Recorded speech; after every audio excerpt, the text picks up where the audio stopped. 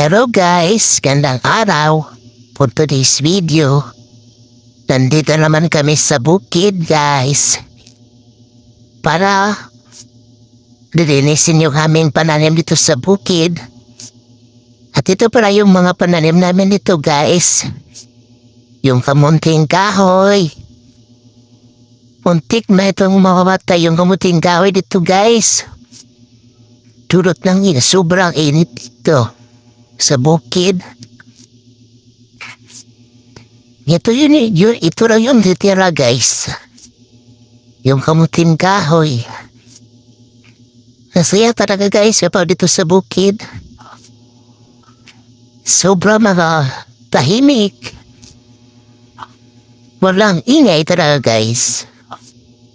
Napakasariwang hangin. At ito yung mga kamuting kahoy dito guys.